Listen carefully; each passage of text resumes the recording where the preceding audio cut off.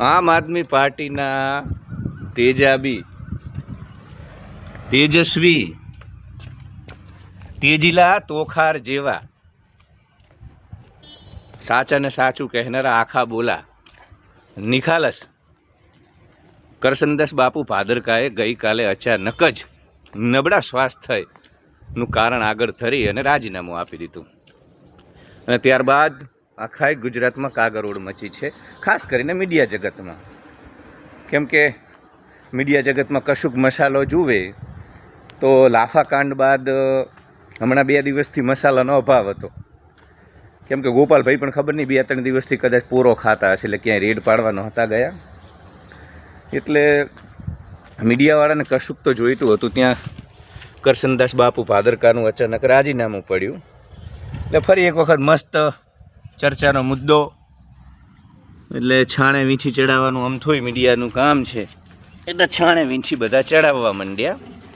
અને ગઈકાલે સાંજથી બધી જ ટીવી ચેનલ ઉપર ડિબેટ ને ચર્ચા શું છે કારણ ને અનેક કારણોની ચર્ચા થઈ રહી છે. હીરા જોટવા સાથેની નિકટતા, મનરેગા કૌભાંડમાં ચૈત્ર વસાવા દ્વારા હીરા જોટવા ઉપર આક્ષેપો, ત્યારબાદની કરસનદાસ બાપુ ભાદરકાની નારાજગી ચૈત્ર વસાવા સામે. અને ત્યારથી જ એક ગણગણાટ તો હતો જ કે બધું સમૂહ સૂતરું નથી. એટલે પ્રમુખ રીતે જેટલી પણ ન્યૂઝ ચેનલ છે એ બધા જ હીરા જોટવાવાળો જે મુદ્દો છે કે ભાઈ એમાં બાપુ પોતે આહિર છે. કરસનદાસ બાપુનો થોડોક પરિચય આપી દઉં. કરસનદાસ બાપુ ભાદરકાને લઈ અને ઘણા બધા લોકોમાં અસમંજસ છે. તો એ પોતે આહિર છે. પૃથ્વી પરનું હીર એટલે આહિર. આપા દેવાયત બાપા બોદર જેવા અનેક મહાપુરુષો, અનેક વિરાંગનાઓ, અનેક સંત સુરા જે સમાજે આપ્યા, એવા ખૂબ ખમીરવંતા, તેજસ્વી, ઓજસ્વી, આત્મસન્માનથી સભર ખુમારીવાળા આહિર યદુવંશી સમાજમાંથી કરસનદાસ બાપુ ભાદરકા આવે છે. ઘણાને એવું લાગે છે કે સંન્યાસી છે, કેમ કે પ્રથમ નજરે એમની વેશભૂષા, એમનો દેખાવ, એમનું નિડર નિર્ભીક બની જે આખા બોલુપણું છે એ બધું સંન્યાસીમાં હોય. સંસારી તો બિચારો ડરતો ડરતો દૂધમાં ને દહીંમાં પગ રાખે, કુરડીમાં ગોળ ભાગે, એને તંધા ચાલતા હોય, એને અનેક પ્રકારના પ્રલોભનો હોય, મોહ આસક્તિ હોય. એટલે સંસારી આટલું બધું બોલ્ડ બની અને ન બોલી શકે. જોકે ગોપાલ ઇટાલિયન, ચૈત્ર વસાવા જેવા લોકો છે એ અપવાદરૂપ છે. પણ સામાન્ય રીતે કરસનદાસ બાપુ ભાદરકાને જોઈને પ્રથમ દ્રષ્ટિએ યોગી આદિત્યનાથ જેમ છે ભાજપમાં, એ પ્રકારે આમ આદમી પાર્ટી ગુજરાતમાં કરસનદાસ બાપુ, આ પ્રકારની એક છબી, એક માનસ ચિત્ર તમારા માનસ પટલ ઉપર ઊભું થાય. પણ એ સંન્યાસી નથી. મતલબ સંન્યાસી એટલે જે એક ચીલાચાલુ પરંપરાગત વ્યાખ્યા આપણે કરવી કે ગૃહસ્થ આશ્રમમાં ન હોય, સંસારમાં ન હોય, એવા સંન્યાસી નથી. એ સાધુ કહી શકાય. કેમ કે સાધુજન છે ને, આપણે ત્યાં તમને કહું, સાધુ, સંત, યતિ, મુનિ, અનેક પ્રકારની વ્યાખ્યાઓ હતી.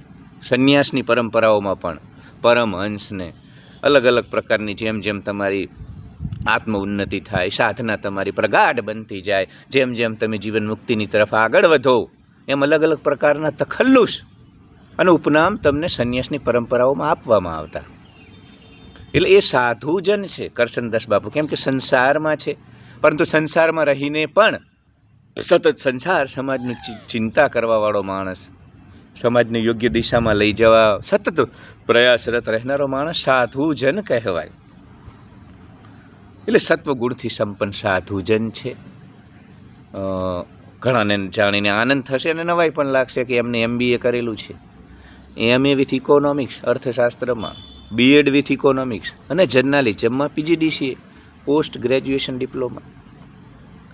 એટલે MBA ઇકોનોમિક્સ સાથે પારંગત થવું, સ્નાતક અનુસ્નાતક બનવું, પત્રકારત્વના ક્ષેત્રમાં પણ PGDCAનો કોર્સ કરવો. એટલે ખૂબ એમનું પ્રોફાઇલ જે છે ખૂબ જ, મને એવું લાગે છે ઘણા બધા બીજા કેબિનેટ કક્ષાના ગુજરાતના મંત્રીઓ છે બાહુબળના જોરે સ્થાપિત હિત સમાન સત્તા સંપત્તિના જોરે બનેલા, એમના કરતાં કરસનદાસ બાપુ ભાદરકા જેવા લોકો નિશ્ચિત બુદ્ધિજીવી છે, ખૂબ જ ભણેલા ગણેલા છે. એટલે થોડોક મેં તમને કેમ કે ઘણા બધા લોકો કરશનદાસ બાપુ ભાદરકાના પરિચયથી વંચિત છે. એમને જોવે છે એક ચીજ પરિચિત ચહેરો લાગે, કેમ કે સતત આવતા રહે છે, ન્યૂઝ ચેનલની ડિબેટમાં આવતા રહે છે. ગોપાલ ઇટાલિયાના વિસાવદરના આખા કેમ્પેન દરમિયાન એ સ્ટાર પ્રચારક રહ્યા, એટલે ચહેરાથી લોકો પરિચિત છે. હવે નામથી અવગત છે, પણ એ વાસ્તવિક મતલબ શું કઈ જ્ઞાતિના છે, શું બેકગ્રાઉન્ડ છે. ઘણાને એવું પણ લાગે કે કોઈ જગ્યાના એ મહંત છે, તો એવું પણ નથી. એ સંસારી જ છે.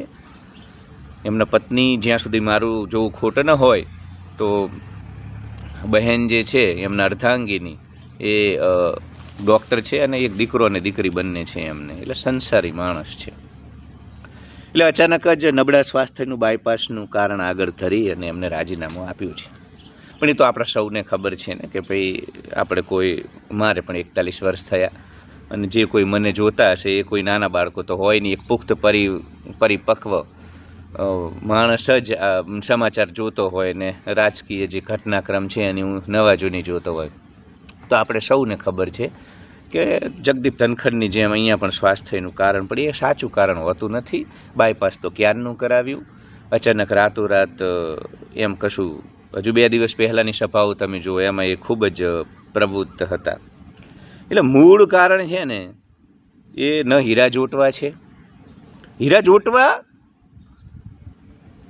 મૂળ કારણ નથી, પણ હીરા જોટવાના સમર્થન પાછળનું એક કારણ છે. કરશનદાસ બાપુ ભાદરકા હીરા જોટવાનું ખુલીને સમર્થન કરવા લાગે, પોતાને આધ્યાત્મિક ગણાવતો માણસ રાતોરાત આહિર બની જાય. કેમ કે ઠીક છે તમે સંન્યાસી નથી, પણ સાધુજન પણ સાંસારિક તમામ પ્રકારની ઓળખને મોહાસક્તિથી પર રહે છે કરશનદાસ બાપુ. અને તમે એટલા મૂર્ખા નથી કે તમે રાતોરાત આહિર બની જાઓ. કેમ કે આધ્યાત્મિક કોઈ પણ માણસ સાંસારિક ઓળખથી એટલો બધો મોહાસક્તિમાં ન આવે, એટલું બધું જોડાણ ન ઊભું કરે. એટલે અમને બધાને ખબર છે કે એ જે તમે સ્ટેન્ડ લીધું એની પાછળનું શું કારણ છે. મુખ્ય કારણ કરશનદાસ બાપુ ભાદરકાના રાજીનામાનું કોઈ પણ નહીં કે આ બધા જ લોકો કુલડીમાં ગોળ ભાગશે, કારણ કે જવાબદારી બને ને એટલે બધા જ ગોળ કરે છે કે હીરા જોટવા. એ બધા એક નાના કારણો હોઈ શકે, નાના કારણનો સરવાળો હોઈ શકે, એનો ગુણાકાર હોઈ શકે રાજીનામા પાછળ. મુખ્ય કારણ છે આપણા પેથલજી ચાવડાના સુપુત્ર જવાહર ચાવડાનું આપ તરફ ધસવું, આપ તરફ એમનો લગાવ વધવો, આપ તરફ આપના ગોપાલ ઇટાલિયાથી લઈ અન્ય જેટલા પણ મુખ્ય પ્રવાહના ઈશુદાન સુધીના નેતાઓની એમની સાથેની નિકટતા, ગોપાલ ઇટાલિયાની જીત બાદ જવાહર ચાવડા જિંદાબાદના નારા. આપણા સૌને ખબર છે કે ભાજપ સાથે એટલી હદે મોહભંગ થયો છે જવાહર ચાવડાની, એટલી હદે કે હવે કોઈ પણ રીતે એટલી ગાંઠો છે ત્યાં કે એ તાર જોડાઈ શકે એમ નથી. વારંવારની અવગણના, એટલે એ તો ચરમસીમાએ પહોંચી ગયું છે. અને કોંગ્રેસમાં એ જાય એમ નથી. ભૂતકાળમાં કોંગ્રેસમાં હતા, આપણા ભાદરકા બાપુ જે એ પણ કોંગ્રેસમાં હતા. એટલે નિશ્ચિત છે, નાના છોકરાને પણ ખબર પડે, આહિર સમાજનો કોઈ પણ એ માણાવદર વિસ્તારનો યુવક હોય, વિસાવદરથી જ જુનાગઢથી આવે તો ખબર પડે કોંગ્રેસમાં ન જઈ શકે ભાજપ સાથે.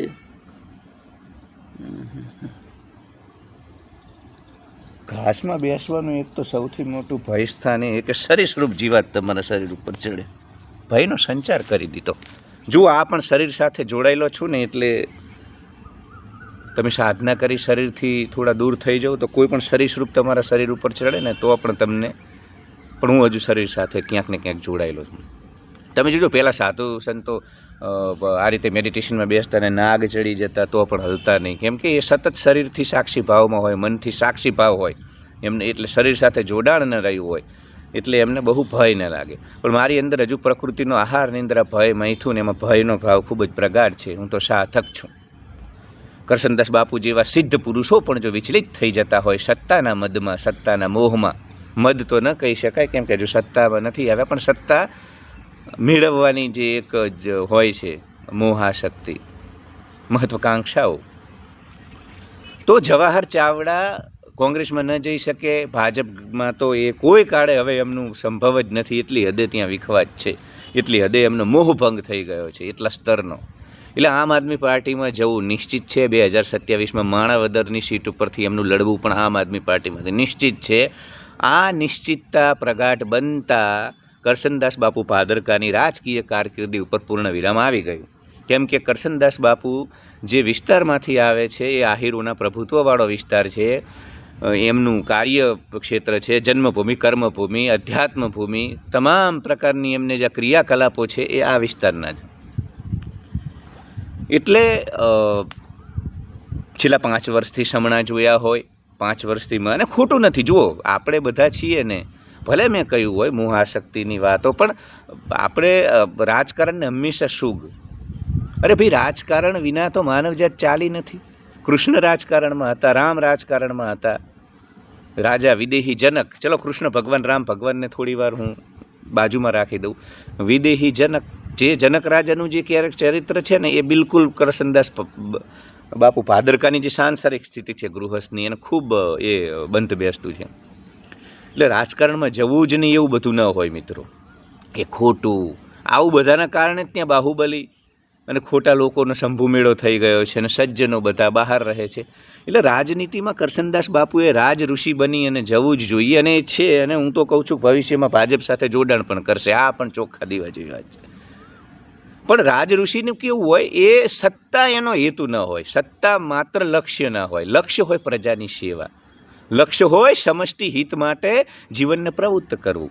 એટલે જનક રાજા તમે જુઓ, એ રાજા હતા, યુદ્ધ કરતા, વહીવટ કરતા, સીતા માતા પાછળ રડ્યા પણ ખરા. તો એ હોય જળથી કમળના પાંદડાની જેમ પાણીની અંદર હોય, પણ જેમ જળથી કમળનું પાંદડું પાણીથી હંમેશા છૂટું રહે, એમ આ જાગૃત જીવનમુક્ત સાધુ સંન્યાસી લોકોએ પણ આ રીતે રહેવાનું ક્રિયાકલાપોમાં, સત્તામાં, બધામાં, પણ ભીતર એક જાગૃતતાનો ભાવ હંમેશા બનેલો હોવો જોઈએ કે ભાઈ મુખ્ય લક્ષ્ય છે સમષ્ટિ હિત, સમાજનું હિત, રાષ્ટ્રનું હિત. એટલે વ્યક્તિગત મહત્વાકાંક્ષાઓ ન હોવી જોઈએ. એટલે જો જવાહર ચાવડાના આપમાં આવવાથી એમની જીત વધુ પ્રબળ હોય તો કરશનદાસ બાપુ ભાદરકાએ બલિદાન આપવાની જરૂર હતી. દેવાયત બાપા બોદરે તો ક્ષત્રિયોનો વંશ, ચુડાસમાનો વંશ બચાવવા બલિદાન આપ્યું. ચુડાસમા રાયજાદા સરવૈયાનો આખો જે રાજવંશ છે એ આહિરોના કારણે. તમારે તો આહિરોની ભીતર જ આહિરનો કોઈ એક મજબૂત કરિશ્માથી લોકોનો હૃદય સમ્રાટ સત્તામાં આવે, એક અવકાશ ઊભો થયો છે સૌરાષ્ટ્રમાં આહિરોની રાજનીતિમાં હાજરીને લઈ, એને પૂરું કરી શકાય એટલા માટે થોડુંક બલિદાન આપવાની કરશનદાસ બાપુ ભાદરકાને જરૂર હતી. જવાહરભાઈ ચાવડા, આ જ કારણ છે. ભલે લોકો ગમે તે કહે, મુખ્ય કારણ આ જ છે.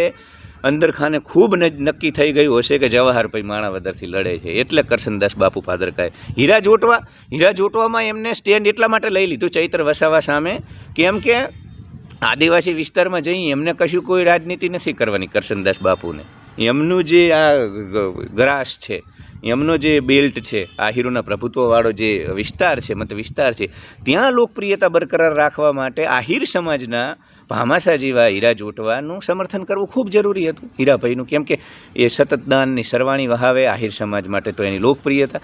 હવે કરશનદાસ બાપુ એને સહયોગ કરે એટલે નિશ્ચિત આહિર સમાજમાંથી એક સંવેદના, એક સિમ્પથી, એક સહાનુભૂતિ એમને મળે.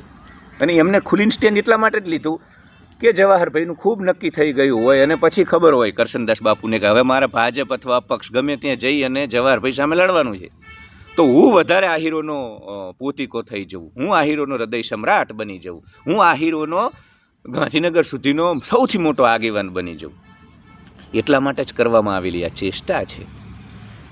એટલે એવું બિલકુલ ન હોય સાધુજનોએ રાજનીતિમાં ન આવવું. ઘણા બધા લોકો એવી ચર્ચા કરે છે કે તમે તો આધ્યાત્મિક માણસ, મોટિવેશનલ માણસ, ને તમે રાજકારણમાં, તો ભાઈ આ બહુ મોટો પૂર્વગ્રહ છે. રાજકારણમાં આવવું જ જોઈએ. યોગી આદિત્યનાથ જેવા લોકોએ, નરેન્દ્રભાઈ જેવા રાજઋષિએ, કરશનદાસ બાપુ ભાદરકા જેવા લોકોએ, બધા જ સમષ્ટિ હિત માટે જીવનારા જાગ્રત પુરુષોએ, આધ્યાત્મિક લોકોએ આવવું જ જોઈએ મોટી સંખ્યામાં, તો જ આ રાષ્ટ્રની ઉન્નતિ થશે. નરેન્દ્ર મોદી વડાપ્રધાન ન હોત, પ્રધાનમંત્રી, અને ક્યાંક કોઈક ખૂણામાં હિમાલયમાં સાધના કરવા લાગ્યા હોત તો 370 હટત, ઓપરેશન સિંદૂર થાત. એવી ઘણી બધી ઘટનાઓ છે કે જે રાષ્ટ્રના, મતલબ તમે ભારત વર્ષને ખરા અર્થમાં જો મદદ કરવી હોય તો રાજનીતિ જ સૌથી ઉત્તમ મંચ છે. સંન્યાસની પરંપરાઓ નહીં, બહુ જવાબદારીપૂર્વક કહું છું. એ વ્યક્તિગત ઉન્નતિ માટે ઠીક છે, સમષ્ટિ હિત માટે, ભારત વર્ષની સેવા કરવા માટે આ ખૂબ જરૂરી છે. એટલે રાજકારણથી બહુ સૂગ ન રાખવી, એટલે એવી દલીલો ન કરવી કરશનદાસ બાપુને મોહ આસક્તિ પણ હોય, જો સત્તામાં સૌને જવું હોય, પણ એમને સત્તામાં જઈ અને સમષ્ટિ હિત સમાજ હિત એમની મતલબ પ્રાયોરિટી હોવી જોઈએ. એના માટે એ લક્ષ્ય હોવું જોઈએ. એના માટે રાજનીતિ સાધન બની શકે. તમારે જુનાગઢથી માણાવદર જવું હોય તો અલ્ટો કારમાં બેસીને જવું તો અલ્ટો કાર સાધન છે, લક્ષ્ય નહીં. તો રાજનીતિ, ધારાસભ્ય પદ આ બધું એ અલ્ટો જેવું છે, સાધન. સાધ્ય અને લક્ષ્ય શું છે? માણાવદર પહોંચવું. તો સમષ્ટિ હિત, આહિર સમાજનું હિત, ગુજરાતની જનતાનું હિત, મા ભારતીનું હિત, આ રાષ્ટ્રનું, આ સંસ્કૃતિનું હિત, એની અસ્મિતા, આ બધું લક્ષ્ય હોવું જોઈએ. તો ત્યાં ક્યાંક ને ક્યાંક કરશનદાસ બાપુ ચૂક્યા હોય એવું મને લાગે છે. જોઈએ એમને કાલે જે ઘણા બધા લોકોને કહ્યું એમને હવે શું કરશો, આગામી કંઈ જોઈન કરશો, તો એને લઈને એમને કહ્યું કે કાલે શું થાય તો કોને ખબર. એટલે નક્કી એમને દરવાજો ખુલ્લો જ રાખ્યો છે.